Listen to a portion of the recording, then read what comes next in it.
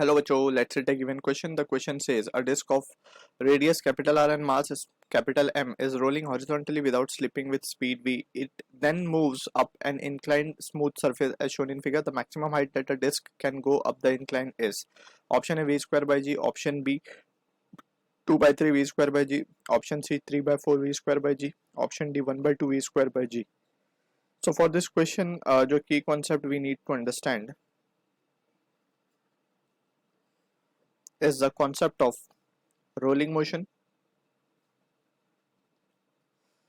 So rolling motion के concept के according we can see कि let's suppose हमारे पास कोई एक rolling object है that is moving on a surface without slipping.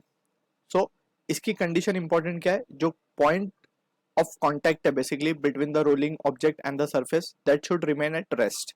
Relative velocity नहीं होनी चाहिए उनके बीच में. So in that situation we can write v, if v is the speed with which it is moving or the translational speed and omega is the angular speed. So in that situation if r is the radius of it, so हम लिखते हैं for pure rolling condition is v equals to r omega. तभी ये जो bottom most contact point है it will remain at rest. So ये जो condition है that is what we call as pure rolling और रोलिंग विदाउट स्लिपिंग.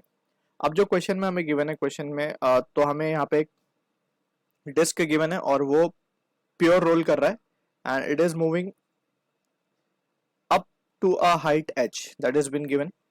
तो यहाँ पे जब हम देख सकते हैं कि प्योर रोलिंग बोला गया हमें, तो लेट सपोज वो इस हाइट तक पहुंच जाता है, तो that is the maximum height we can से.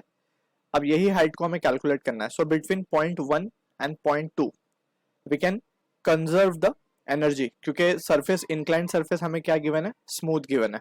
ठीक है. So by energy conservation what we can write, by energy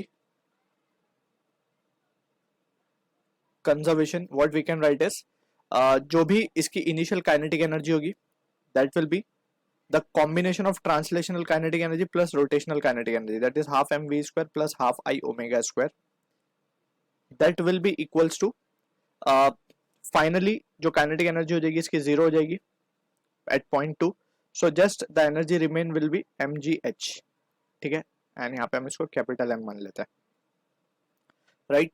अब इसको फर्दर अगर हम रिजोल्व करें तो इसको हम लिख सकते हैं half m v square plus half, क्योंकि डिस्क गिवन है तो about it centre of mass perpendicular to its plane, अगर हम इसको मोमेंट ऑफ इनर्शिया लिखें so it will be m r square by 2 into omega square, क्योंकि pure roll कर रहा है तो ओमेगा को वी बाय आर लिख सकते हैं, तो v square by r square and that will be equals to m g H.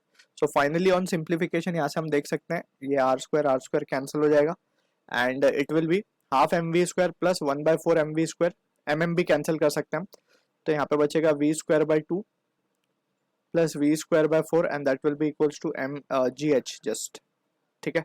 तो यहाँ से अगर हम इसको सॉल्व करें सो इट विल बी 6/8 यानी कि 3/4 g v square. So this is the height और the maximum height up the inclined we are getting for this question, जो कि मैच हो रहा है ऑप्शन सी के साथ. So I hope you understood the solution. All the best.